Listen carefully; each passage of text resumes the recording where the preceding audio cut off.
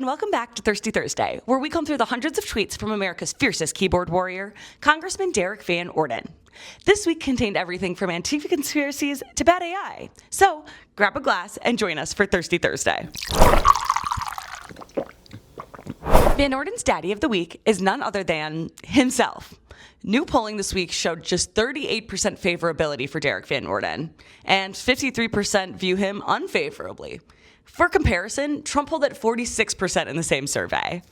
And Van Orden's whole re-election strategy is basically just riding Trump's coattails. So how is he responding to these bad poll numbers? Not by doing his job, that's for sure. Which coincidentally brings us to our next segment. It's time for DVO's Worst Take. This week, Van Orden is convinced, or at least pretending to be convinced, that the Patriot Front March in D.C. was a staged ANTIFA operation. His smoking gun? A photographer happened to be on the train to capture a photo of a black woman surrounded by white supremacists. Here's a thought for Van Orden. Photographers go places and take pictures. It's called a job. You should try one sometime, Derrick. Well, it's no secret that Van Orden just cannot be normal about women in the Trump administration. Tulsi Gabbard, Harmeet Dillon, Caroline Leavitt, he's their number one reply guy without fail. And this week, a brand new bombshell has entered the villa. Secretary of Agriculture, Brooke Rollins. She posted a video riding a bull.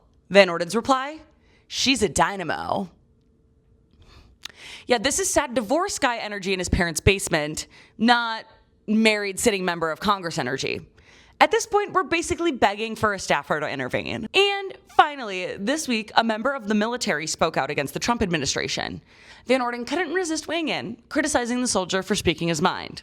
Then he took it further, using Grok to AI generate a video of the soldier holding an open to work sign saying, quote, "Would you like fries with that?" A few thoughts on this. First, this is incredibly disrespectful coming from a guy who claims to be all about respecting service members. Apparently, that respect disappears the moment they say something that hurts Van Orden's feelings. Two, why exactly is a sitting member of Congress spending his time AI generating videos of a soldier instead of, I don't know, like legislating and doing his job?